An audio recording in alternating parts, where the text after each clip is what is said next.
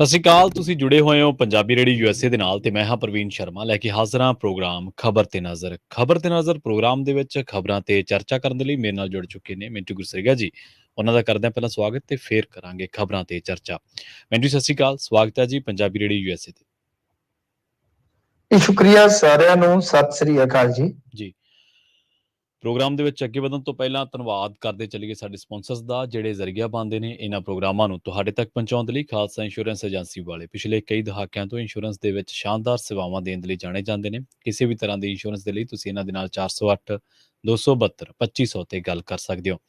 ਟਰਕੀਆਨਾ immigration law firm ਵਾਲੇ, ਜੇ ਟਰਕੀਆਨਾ immigration ਬਾਬਤ ਤੁਹਾਡਾ ਕੋਈ ਸਵਾਲ ਹੈ, ਕੋਈ ਸਲਾਹ ਕਰਨੀ ਹੈ ਤਾਂ 415 909 0503 ਤੇ ਗੱਲ ਕੀਤੀ ਜਾ ਸਕਦੀ ਹੈ।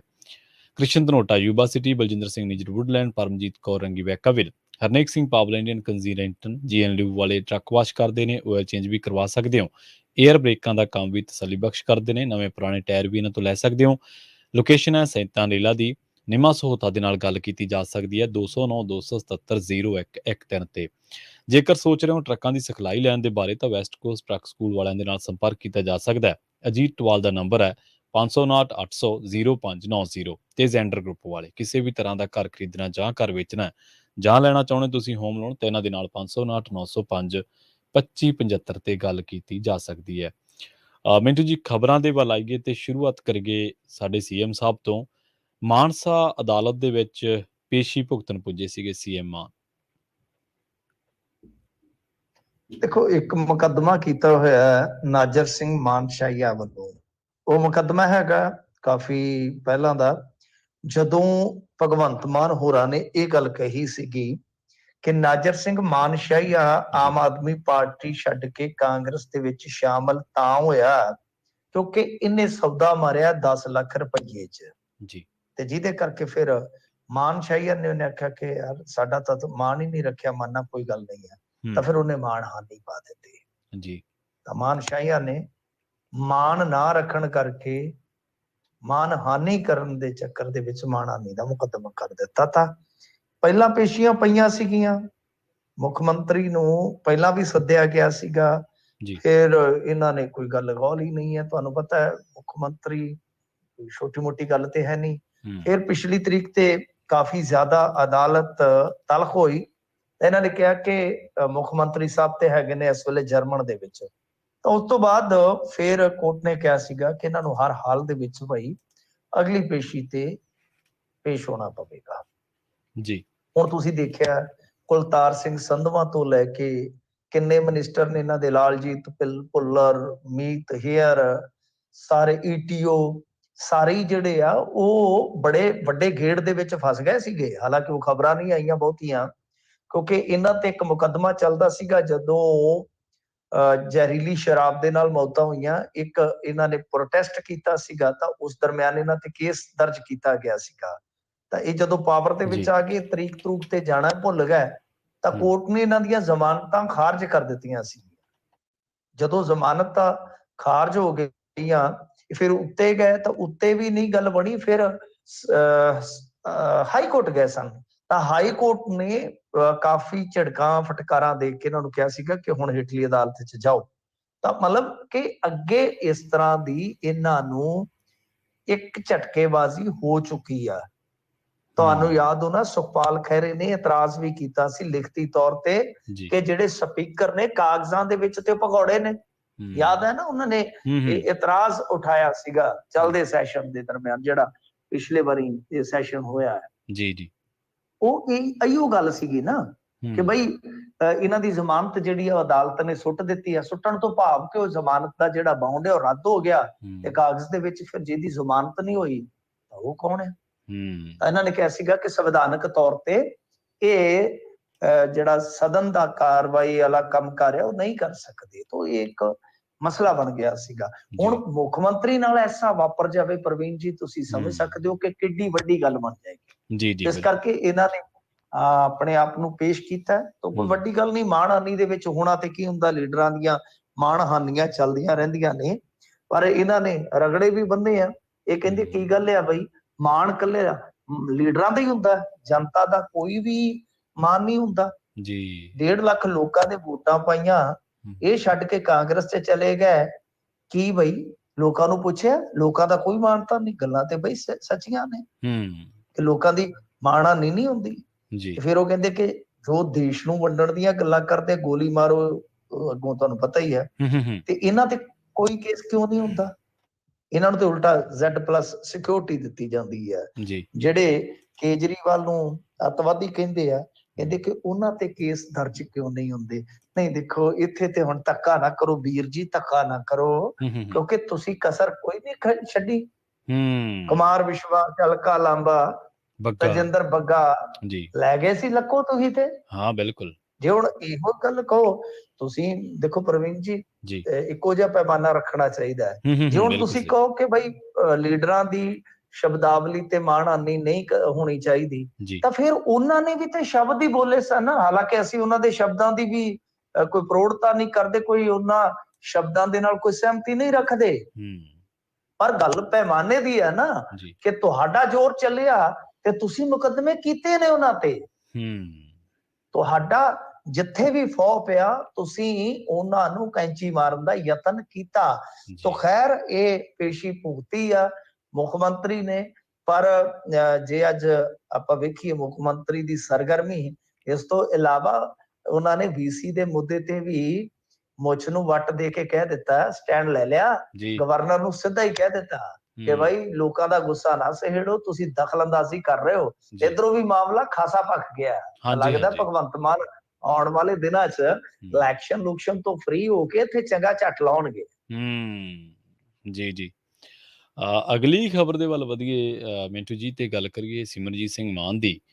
ਕਸ਼ਮੀਰ ਦੇ ਵਿੱਚ ਐਂਟਰੀ ਨਹੀਂ ਹੋ ਸਕੀ ਉਹਨਾਂ ਦੀ, ਸ਼ਾਇਦ ਤੁਸੀਂ ਜ਼ਿਕਰ ਵੀ ਕੀਤਾ ਸੀ ਖਬਰਾਂ ਦੇ ਵਿੱਚ, ਤੇ ਉਸ ਤੋਂ ਬਾਅਦ ਉਹਨਾਂ ਨੇ ਧਰਨਾ ਲਾਤਾ ਸੀ। ਹਾਂਜੀ, ਧਰਨਾ ਅੱਜ ਇਹਨਾਂ ਨੇ ਖਤਮ ਕਰ ਦਿੱਤਾ। ਚੌਥੇ ਦਿਨ ਦੇ ਵਿੱਚ ਦਾਖਲ ਹੋ ਗਿਆ ਸੀਗਾ। ਉੱਥੇ ਝਖੇੜਾ ਜਿਹਾ ਵੀ ਆਇਆ, ਮੌਸਮ ਵੀ ਵਿਗੜ ਗਿਆ ਸੀਗਾ, ਤੇ ਇਹਨਾਂ ਨੇ ਉੱਥੇ ਪੱਕੇ ਤੌਰ ਤੇ ਧਰਨਾ ਲਾ ਲਿਆ ਸੀਗਾ। ਲੰਗਰ ਪਾਣੀ ਦਾ ਵੀ ਪ੍ਰਬੰਧ ਹੋ ਗਿਆ ਸੀਗਾ, ਸੰਗਤ ਵੀ ਹੈਗੀ ਸੀਗੀ। ਪਰ ਅਚਾਨਕ ਅੱਜ ਇਹਨਾਂ ਨੇ, ਜਿਵੇਂ ਅਕਸਰ ਤੁਹਾਨੂੰ ਪਤਾ ਇਹਨਾਂ ਦੀ ਰਾਜਨੀਤੀ ਜਾਂ ਇਹਨਾਂ ਦੀ ਬਿਆਨਬਾਜ਼ੀ, ਉਹ ਕੋਈ ਬੁੱਝ ਨਹੀਂ ਸਕਦਾ। ਸਟੇਜ ਤੋਂ ਇਹਨਾਂ ਨੇ ਕੀ ਕਹਿ ਦੇਣਾ, ਹੁਣ ਤੁਹਾਨੂੰ ਪਤਾ ਨਾ ਕਿਸ ਤਰ੍ਹਾਂ ਦੀਆਂ ਕਈ ਵਾਰ ਇਹ ਗੱਲਾਂ ਕਰ ਜਾਂਦੇ ਆ, ਤੇ ਫਿਰ ਉਹ ਰੀਲਾਂ ਬਣਦੀਆਂ ਨੇ, ਤੁਹਾਨੂੰ ਪਤਾ ਹੀ ਹੈ। ਪਤਾ ਹੀ ਨਹੀਂ ਹੈ ਕਿਹੜੇ ਪਾਸੇ ਨੂੰ ਚੱਲ ਜਾਣਾ। ਆਪਣੇ ਬੰਦੇ ਨੂੰ ਵੀ ਫੜ ਕੇ ਗੈਟ ਆਊਟ ਕਹਿ ਦਿੰਦੇ ਆ ਕਈ ਵਾਰ, ਬਥੇਰਾ ਕੁਛ ਆ। ਖੈਰ ਇਹੋ ਜਿਹੇ ਸ਼ਬਦ ਕਿ ਆਪਾਂ ਤਾਂ ਬੋਲ ਵੀ ਨਹੀਂ ਸਕਦੇ ਕਈ ਵਾਰ। ਤਾਂ ਅੱਜ ਵੀ ਮਤਲਬ ਕਿ ਇੱਕ ਅਣਕਿਆਸਿਆ ਜਿਹਾ ਮੂਵ ਸੀਗਾ। ਏਦਾਂ ਲੱਗ ਰਿਹਾ ਸੀਗਾ ਕਿ ਸਿਮਰਨਜੀਤ ਸਿੰਘ ਮਾਨ ਦੇ ਅੱਗੇ ਸ਼ਾਇਦ ਪ੍ਰਸ਼ਾਸਨ ਝੁਕੇਗਾ, ਕਿਉਂਕਿ ਇਹਨਾਂ ਨੇ ਐਲਾਨ ਕਰ ਦਿੱਤਾ ਸੀਗਾ ਕਿ ਅਸੀਂ ਲੀਗਲੀ ਫਾਈਟ ਵੀ ਕਰਾਂਗੇ, ਹਾਈ ਕੋਰਟ ਵੀ ਜਾਵਾਂਗੇ। ਪਰ ਅਚਾਨਕ ਚਲੋ ਦੇਖੋ, ਇਹ ਆ ਗਏ ਨੇ, ਆਪਣੀ ਮਰਜ਼ੀ ਨਾਲ ਗਏ ਨੇ, ਅਗਲਿਆਂ ਨੇ ਰੋਕਿਆ, ਇਹ ਆਪਣੀ ਮਰਜ਼ੀ ਨਾਲ ਧਰਨੇ ਤੇ ਬੈਠੇ। ਉਸ ਤੋਂ ਬਾਅਦ ਫਿਰ ਇਹਨਾਂ ਨੇ ਆਪਣੀ ਮਰਜ਼ੀ ਨਾਲ ਫੈਸਲਾ ਕੀਤਾ ਕਿ ਅਸੀਂ ਵਾਪਸ ਚੱਲਾਂਗੇ।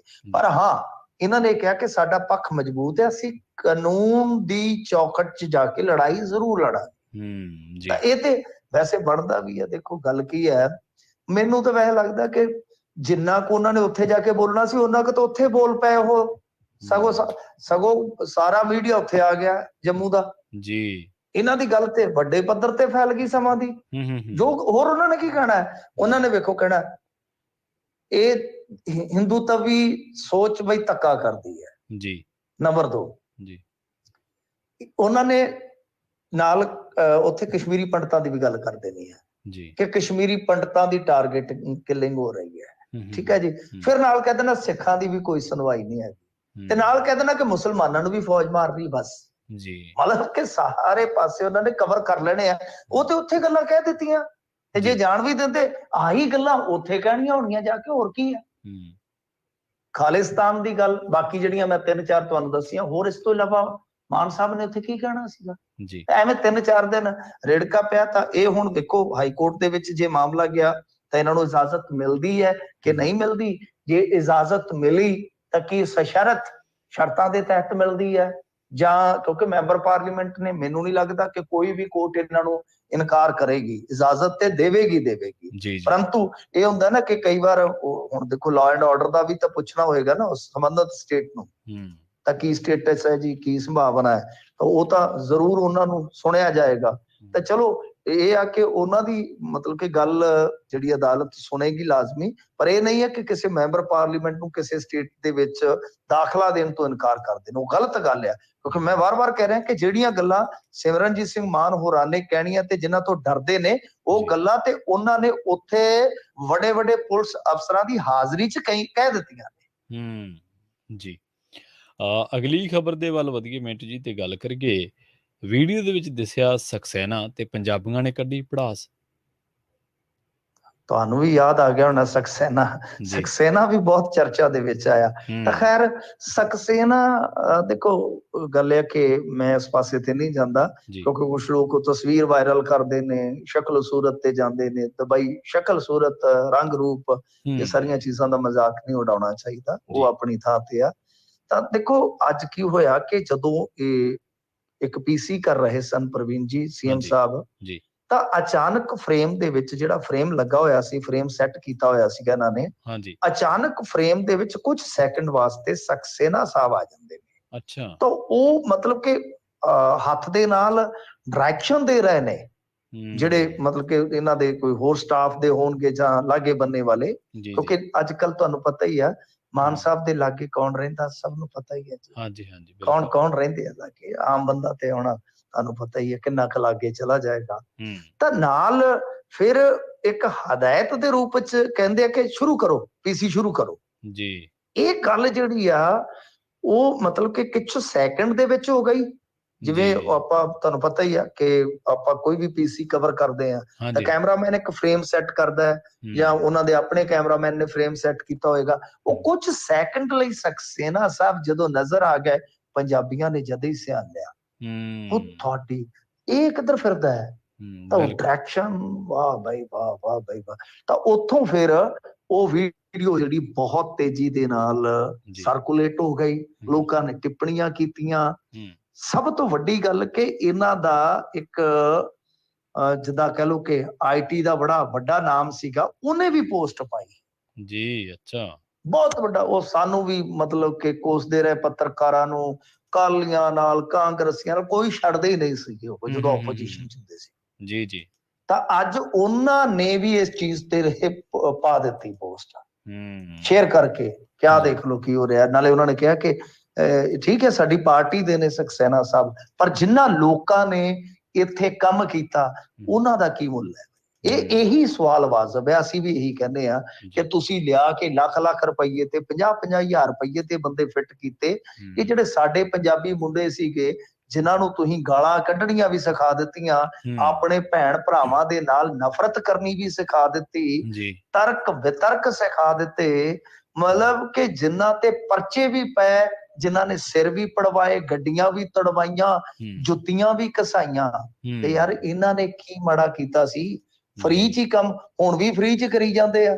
ਤਾਂ ਕਮ ਸੇ ਕਮ ਚਲੋ ਸਾਨੂੰ ਕੋਈ ਤੱਤੀਆਂ ਠੰਡੀਆਂ ਕੌੜੀਆਂ ਫਿੱਕੀਆਂ ਬੋਲ ਲੈਂਦੇ, ਸਾਡੇ ਤੇ ਬੱਚਿਆਂ ਵਰਗਿਆ ਘੱਟੋ ਘੱਟ ਉਸ ਬੋਲ ਚੱਲਦਾ ਕੁਛ ਇਹਨਾਂ ਨੂੰ ਵਿਚਾਰਿਆਂ ਨੂੰ ਕੋਈ ਤਨਖਾਹ ਦੇ ਰੂਪ ਦੇ ਵਿੱਚ ਮਿਹਨਤਾਂ ਨਾਲ ਤੇ ਦੇ ਦਿਓ, ਸਹੀ ਕੁਛ ਮਿਲੇ ਤੇ ਸਹੀ ਜੀ। ਅਸੀਂ ਨਹੀਂ ਕਹਿੰਦੇ ਕਿ ਬਈ ਸਾਰਾ ਕੁਛ ਹੈ ਜਿਹੜਾ ਠੀਕ ਹੈ ਨਾ ਸਮੇਟ ਕੇ ਚੰਦ ਬੰਦਿਆਂ ਨੂੰ ਦੇ ਦਿਓ। ਹੁਣ ਜਿਹੜੀ ਆਈਟੀ ਟੀਮ ਆ ਜਾਂ ਜਿਹੜੀ ਇਹਨਾਂ ਦੀ ਲੀਗਲ ਟੀਮ ਆ, ਜਿੱਥੇ ਜਿੱਥੇ ਜਿਹੜੇ ਕਾਬਲ ਬੰਦੇ ਹੈਗੇ ਨੇ ਉਹਨਾਂ ਨੂੰ ਤੇ ਸੈੱਟ ਕਰੋ ਨਾ। ਸੋ ਇਹ ਬਹੁਤ ਇਤਰਾਜ਼ ਹੈਗਾ ਵੈਸੇ ਪ੍ਰਵੀਨ ਜੀ, ਅੰਦਰ ਖਾਤੇ ਇਤਰਾਜ਼ ਹੈਗਾ। ਸਾਡੇ ਨਾਲ ਕਈ ਵਾਰ ਗੱਲਾਂ ਕਰ ਲੈਂਦੇ ਆ ਇਹਨਾਂ ਦੀ ਆਈਟੀ ਟੀਮ ਦੇ ਵਿੱਚ, ਜਿਹੜੇ ਪੰਜਾਬ ਦੀ ਆਈਟੀ ਟੀਮ 'ਚ ਕੰਮ ਕਰਦੇ ਰਹੇ, ਰੋਂਦੇ ਨੇ ਵਿਚਾਰੇ। ਉਹ ਕਹਿੰਦੇ ਅਸੀਂ ਖੁੱਲ ਕੇ ਲੋਕਾਂ ਦੇ ਸਾਹਮਣੇ ਵੀ ਨਹੀਂ ਆ ਸਕਦੇ, ਸਾਨੂੰ ਸ਼ਰਮ ਆਉਂਦੀ ਆ, ਸਾਨੂੰ ਸ਼ਰਮ ਆਉਂਦੀ ਆ। ਅਸੀਂ ਅੱਜ ਵੀ ਆਪਣੀ ਪਾਰਟੀ ਲਈ ਵਫਾਦਾਰ ਆ, ਨੁਕਸਾਨ ਵੀ ਨਹੀਂ ਕਰ ਸਕਦੇ ਪਰ ਚੁੱਪ ਵੀ ਨਹੀਂ ਰਹਿ ਸਕਦੇ, ਕੀ ਕਰੀਏ। ਤਾਂ ਬਈ ਦਰਦ ਸਮਝਿਆ ਜਾ ਸਕਦਾ। ਖੈਰ ਅੱਜ ਇੱਕ ਵਾਰੀ ਫੇਰ ਸਕਸੇਨਾ ਸਾਹਿਬ ਜਿਹੜੇ ਚਰਚਾ ਚ ਆ ਗਏ ਆ, ਤੇ ਨਾਲ ਹੀ ਚਰਚਾ ਚ ਆ ਗਈਆਂ ਕੁਝ ਹੋਰ ਕਹਾਣੀਆਂ ਕਿ ਬਈ ਜਿਹੜੇ ਲੜਦੇ ਰਹੇ, ਜਿਹੜੇ ਉਹ ਜਿਵੇਂ ਮਨਮੋਹਨ ਵਾਰਸ ਨੇ ਕਿਹਾ ਸੀ ਨਾ, ਅਸੀਂ ਮਰਦੇ ਰਹੇ।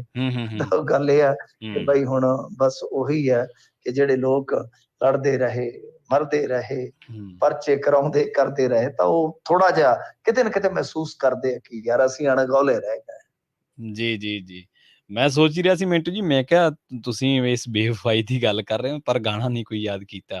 ਅਖੀਰ ਤੇ ਮਨਮੋਹਨ ਵਾਰ ਤੁਹਾਡੀ ਜ਼ੁਬਾਨ ਤੇ ਆ ਹੀ ਗਿਆ। ਅਸੀਂ ਮਰਦੇ ਰਹੇ ਦੁੱਖ ਹਾਂਜੀ। ਜਰਦੇ ਰਹੇ। ਜੀ ਜੀ ਜੀ ਬਿਲਕੁਲ ਧੋਖਾ ਤਾਂ ਫਿਰ ਮਿੰਟੂ ਜੀ ਹੋਇਆ ਹੀ ਆ, ਪਰ ਚਲੋ ਇੰਸ਼ਾਅੱਲਾ ਉਹਨਾਂ ਦੀ ਉਮਰ ਵੱਡੀ ਹੋਵੇ ਜਿਹੜੇ ਸਹੀ ਗੱਲ ਨੂੰ ਵੀ ਟਰੋਲ ਕਰਦੇ ਰਹੇ। ਅੱਜ ਉਹਨਾਂ ਨੂੰ ਗਲਤੀਆਂ ਦਾ ਅਹਿਸਾਸ ਹੋ ਰਿਹਾ ਕਿ ਯਾਰ ਉਹ ਬੰਦੇ ਸਹੀ ਬੋਲਦੇ ਸੀ ਜਿਨ੍ਹਾਂ ਨੂੰ ਅਸੀਂ ਟਰੋਲ ਕਰਦੇ ਰਹੇ, ਜਿਨ੍ਹਾਂ ਦੀ ਕਿਰਦਾਰ ਕੁਸ਼ੀ ਵੀ ਕੀਤੀ। ਖੈਰ ਆਪਾਂ ਗੱਲ ਕਰੀਏ ਮਿੰਟੂ ਜੀ ਹਰਪ੍ਰੀਤ ਸਿੱਧੂ ਦੀ। ਹਰਪ੍ਰੀਤ ਸਿੱਧੂ ਬਾਰੇ ਸੁਣਨ ਦੇ ਵਿੱਚ ਆ ਰਿਹਾ, ਖਬਰਾਂ ਆ ਰਹੀਆਂ ਨੇ ਕਿ ਪੰਜਾਬ ਦੇ ਵਿੱਚੋਂ ਤਬਾਦਲਾ ਹੋ ਗਿਆ ਜੀ। ਹਾਂਜੀ, ਇਹ ਵੱਡੀ ਖਬਰ ਹੈ, ਹੁਣ ਦੀ ਉਹ ਖਬਰ ਹੈ, ਜੀ ਬ੍ਰੇਕਿੰਗ ਨਿਊਜ਼ ਕਹਿ ਸਕਦੇ ਹਾਂ ਇਸ ਵੇਲੇ ਦੀ। ਵੈਸੇ ਕੋਈ ਨਾ ਕੋਈ ਖਬਰ ਅੱਜ ਕੱਲ ਪੰਜਾਬ ਦੀ ਰਾਜਨੀਤੀ 'ਚ ਬ੍ਰੇਕ ਹੋ ਜਾਂਦੀ ਹੈ ਇਸ ਵੇਲੇ, ਨਹੀਂ ਤਾਂ ਕਹਿ ਲਈਏ ਕਿ ਅਮੂਮਨ ਏਦਾਂ ਹੁੰਦਾ ਨਹੀਂ ਹੈ, ਖਬਰਾਂ ਵੀ ਸੌ ਜਾਂਦੀਆਂ ਨਹੀਂ ਸ਼ਾਮ ਤੋਂ ਬਾਅਦ।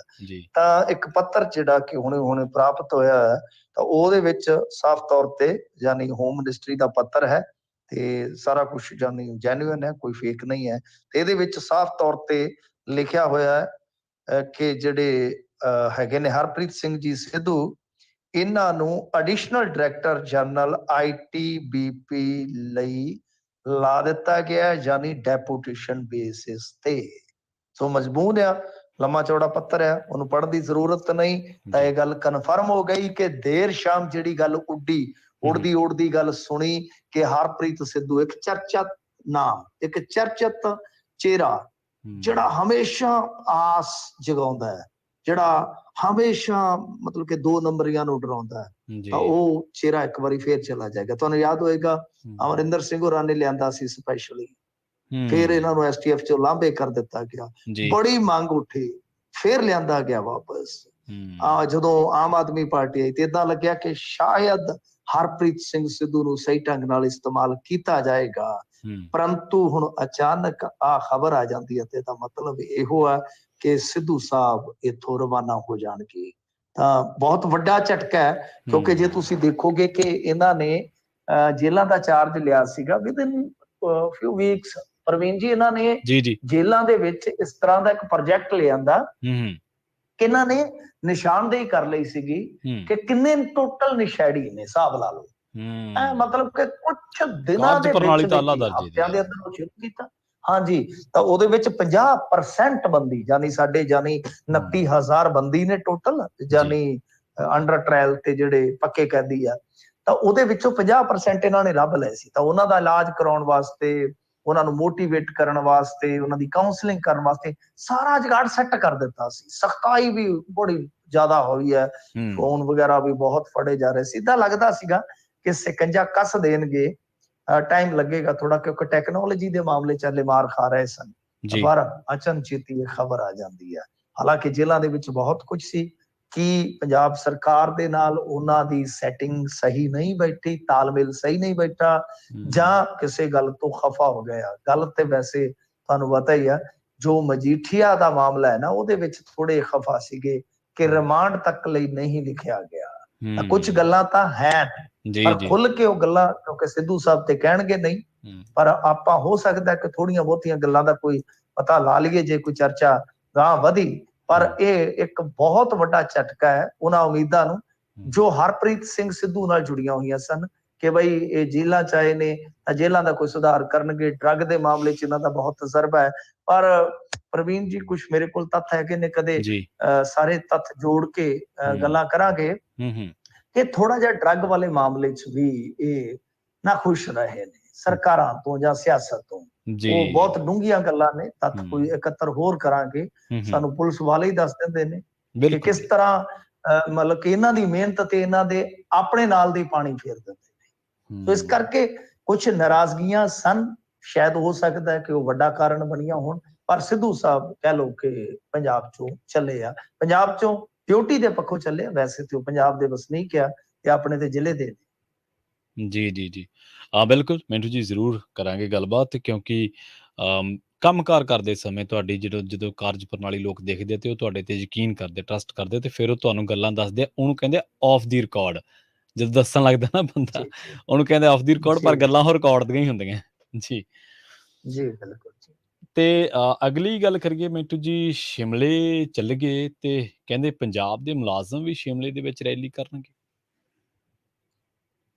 ਦੇਖੋ ਇਹਦੇ ਚ ਕੀ ਆ ਕਿ ਹੁਣ ਜਦੋਂ ਪ੍ਰਚਾਰ ਹਿਮਾਚਲ ਚ ਆਮ ਆਦਮੀ ਪਾਰਟੀ ਕਰੇਗੀ ਜੀ ਤਾਂ ਫਿਰ ਕੁਝ ਵਿਰੋਧੀ ਧਿਰਾਂ ਜਾਂ ਮੁਲਾਜ਼ਮ ਤਬਕਾ ਇਹ ਤੇ ਜਾਏਗਾ ਹੀ ਜਾਏਗਾ। ਅਸਲ ਚ ਮੈਨੂੰ ਇਉਂ ਲੱਗਦਾ ਕਈ ਵਾਰ ਨਾ ਕਿ ਕੁਝ ਜੀ ਮਾਮਲਿਆਂ ਚ ਭਗਵੰਤ ਮਾਨ ਮਜਬੂਰ ਹੋ ਜਾਂਦੇ ਆ। ਹੂੰ ਤੁਹਾਨੂੰ ਸਭਨਾਂ ਨੂੰ ਪਤਾ ਹੋਏਗਾ, ਇੱਕ ਦਿਨ ਅਚਾਨਕ ਇਹਨਾਂ ਨੇ ਕਿਹਾ, ਅਚਾਨਕ ਜੀ ਜੀ ਕਿਸੇ ਨੇ ਸੋਚਿਆ ਨਹੀਂ ਸੀ ਹੂੰ ਕਿ ਅਸੀਂ ਓਪੀਐਸ ਵਾਪਸ ਲਿਆ ਸਕਦੇ ਆ। ਓਲਡ ਪੈਨਸ਼ਨ ਸਕੀਮ ਜਿਹਨੂੰ ਆਪਾਂ ਕਹਿੰਦੇ, ਪੁਰਾਣੀ ਪੈਨਸ਼ਨ ਸਕੀਮ ਲਿਆਉਣ ਤੇ ਵਿਚਾਰ ਕਰ ਰਹੇ ਆ।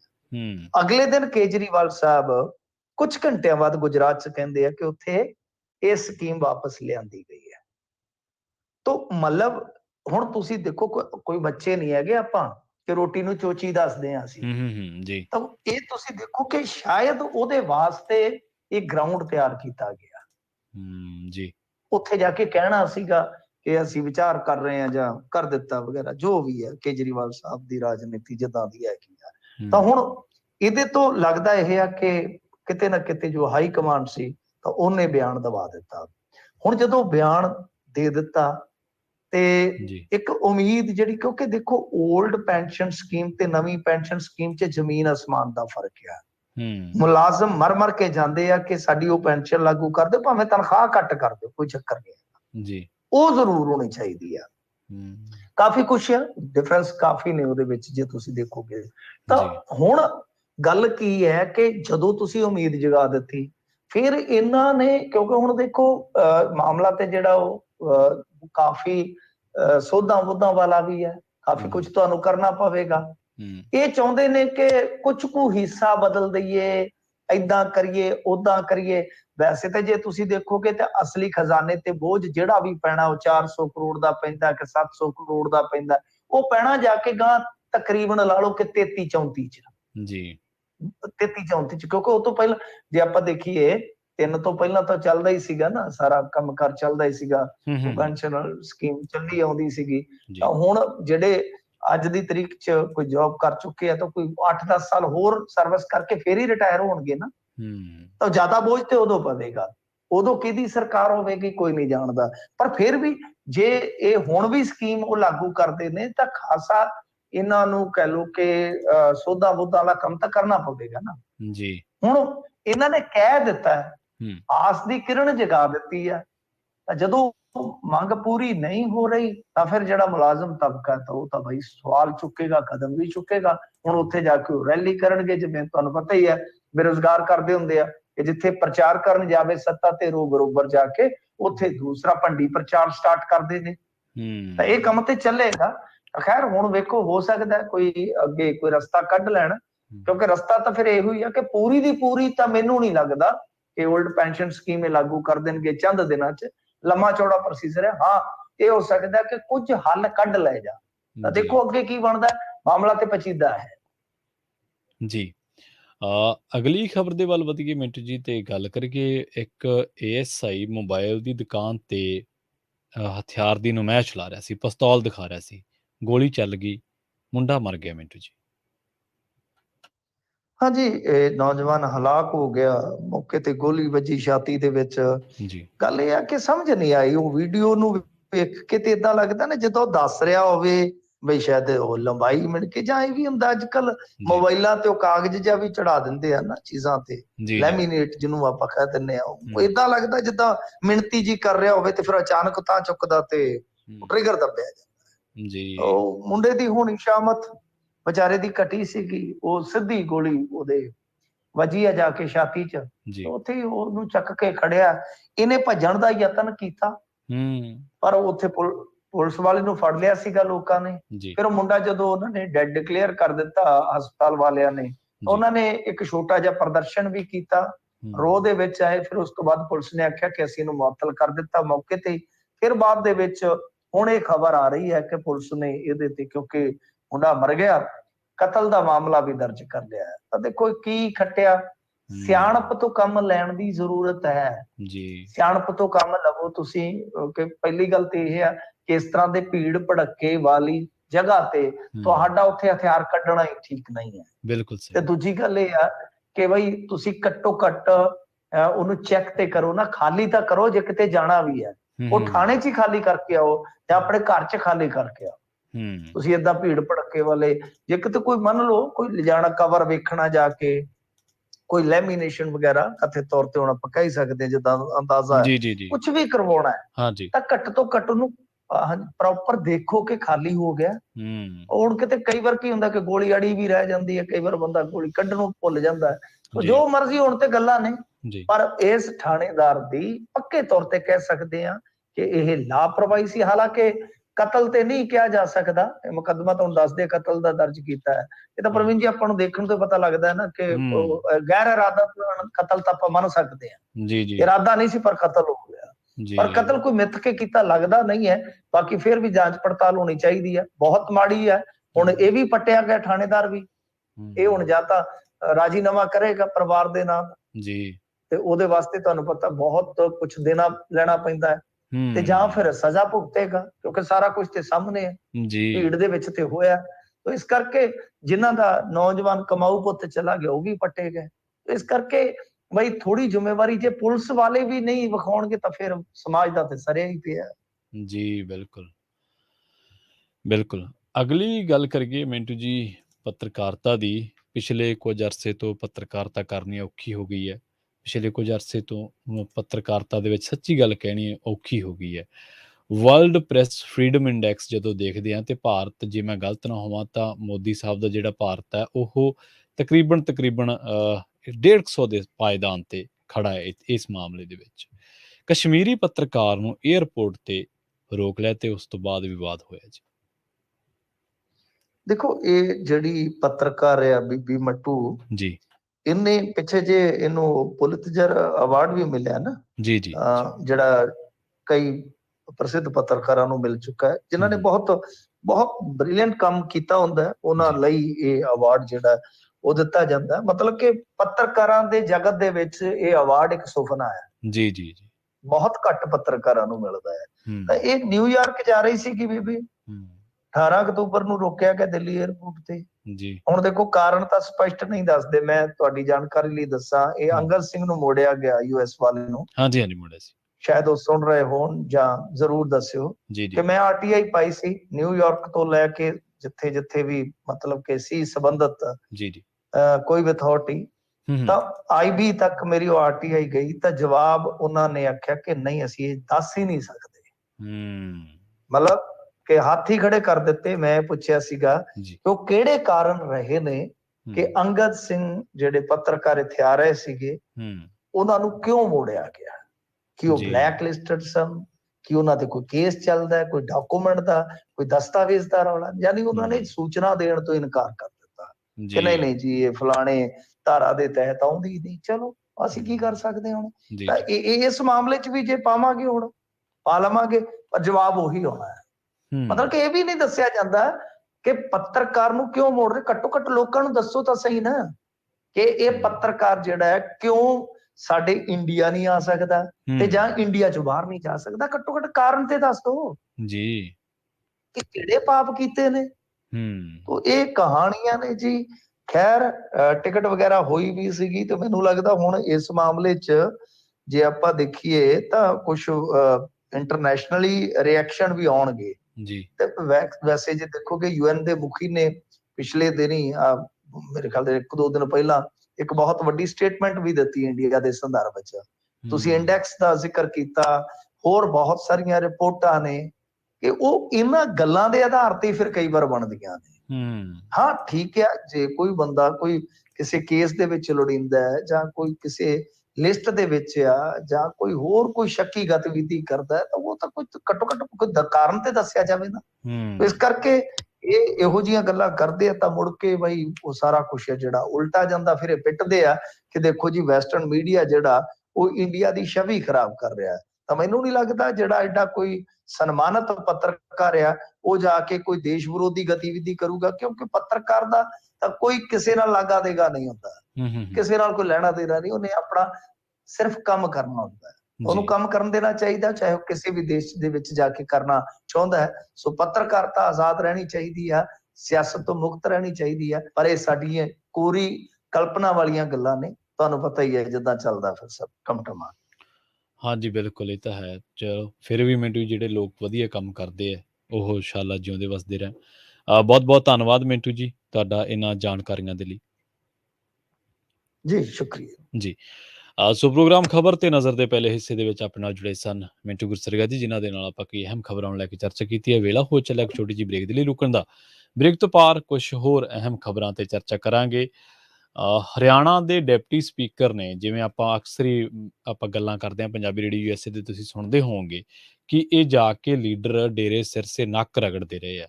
ਹੁਣ ਹਰਿਆਣਾ ਦੇ ਡਿਪਟੀ ਸਪੀਕਰ ਨੇ ਸਤਸੰਗ ਦੇ ਵਿੱਚ ਜਾ ਕੇ ਉਹ ਜਿਹੜਾ ਕਥਿਤ ਬਲਾਤਕਾਰੀ ਸਾਧ ਹੈ, ਜੋ ਗੁਰਮੀਤ ਰਾਮ ਰਹੀਮ ਜੀ ਦਾ ਨਾਂ ਰੱਖਿਆ ਗਿਆ, ਉਹਦੇ ਸਾਹਮਣੇ ਜਾ ਕੇ ਨੱਕ ਰਗੜਿਆ। ਹੋਰ ਵੀ ਕਈ ਗਏ ਨੇ, ਉਹ ਦੱਸਾਂਗੇ ਬ੍ਰੇਕ ਤੋਂ ਬਾਅਦ।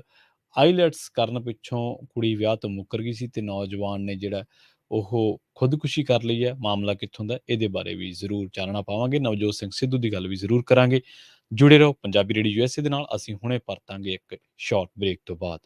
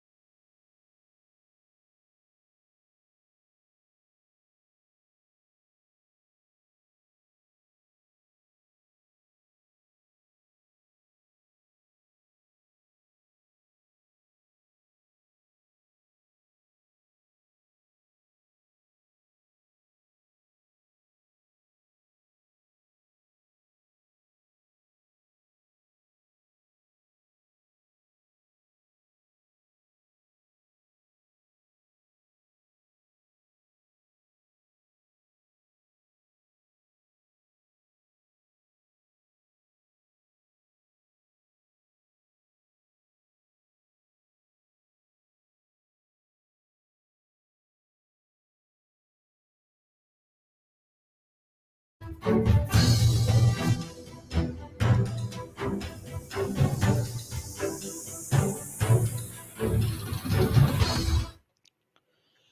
ਤੋਂ ਬਾਅਦ ਇੱਕ ਵਾਰ ਮੁੜ ਤੋਂ ਤੁਹਾਡਾ ਸਾਰਿਆਂ ਦਾ ਸਵਾਗਤ ਹੈ। ਪ੍ਰੋਗਰਾਮ ਖਬਰ ਤੇ ਨਜ਼ਰ ਦੇ ਵਿੱਚ ਤੁਸੀਂ ਜੁੜੇ ਹੋਏ ਹੋ ਪੰਜਾਬੀ ਰੇਡੀਓ ਯੂਐਸਏ ਦੇ ਨਾਲ, ਤੇ ਮੈਂ ਹਾਂ ਪ੍ਰਵੀਨ ਸ਼ਰਮਾ। ਪ੍ਰੋਗਰਾਮ ਦੇ ਇਸ ਹਿੱਸੇ ਦੇ ਵਿੱਚ ਕੁਝ ਖਾਸ ਖਬਰਾਂ ਨੂੰ ਲੈ ਕੇ ਚਰਚਾ ਕਰਦੇ ਹਾਂ। ਪ੍ਰੇਮਿਕਾ ਵੱਲੋਂ ਵਿਆਹ ਕਰਵਾਉਣ ਤੋਂ ਮੁਕਰਨ ਤੋਂ ਬਾਅਦ ਇੱਕ ਨੌਜਵਾਨ ਨੇ ਪਰੇਸ਼ਾਨ ਹੋ ਕੇ ਖੁਦਕੁਸ਼ੀ ਕਰ ਲਈ ਹੈ। ਪਤਾ ਲੱਗਿਆ ਹੈ ਕਿ ਪਾਇਲ ਦੇ ਰਹਿਣ ਵਾਲੇ ਹਰਦੀਪ ਸਿੰਘ ਨੇ ਆਪਣੇ ਖਰਚੇ ਉੱਤੇ ਪ੍ਰੇਮਿਕਾ ਨੂੰ ਆਈਲੈਟਸ ਕਰਵਾਈ ਸੀ। ਆਈਲੈਟਸ ਕਰਨ ਤੋਂ ਬਾਅਦ ਕੁੜੀ ਨੇ ਵਿਆਹ ਤੋਂ ਇਨਕਾਰ ਕਰ ਦਿੱਤਾ, ਜਿਸ ਤੋਂ ਦੁਖੀ ਹੋ ਕੇ ਨੌਜਵਾਨ ਨੇ ਖੁਦਕੁਸ਼ੀ ਕਰ ਲਈ ਹੈ। ਪਰਿਵਾਰਕ ਮੈਂਬਰਾਂ ਨੇ ਇਹ ਗੱਲ ਦੱਸੀ ਹੈ ਕਿ ਹਰਦੀਪ ਨੇ ਆਪਣੀ ਪ੍ਰੇਮਿਕਾ ਉੱਤੇ, ਇਸ ਕੁੜੀ ਉੱਤੇ 3 ਲੱਖ ਰੁਪਏ ਖਰਚਿਆ ਸੀ। ਹਰਦੀਪ ਨੇ ਕੁੜੀ ਤੋਂ ਪੈਸੇ ਮੰਗੇ, ਪਰ ਉਹ ਪੈਸੇ ਦੇਣ ਤੋਂ ਮੁੱਕਰ ਗਈ। ਦੁਖੀ ਹੋ ਕੇ ਇਸ ਬੰਦੇ ਨੇ ਕੋਈ ਜ਼ਹਿਰੀਲੀ ਚੀਜ਼ ਨਿਗਲ ਲਈ। ਉਸ ਨੂੰ ਇਲਾਜ ਦੇ ਲਈ ਤੁਰੰਤ ਹਸਪਤਾਲ ਦਾਖਲ ਕਰਵਾਇਆ ਗਿਆ, ਜਿੱਥੇ ਇਲਾਜ ਦੇ ਦੌਰਾਨ ਉਸ ਦੀ ਮੌਤ ਹੋ ਗਈ।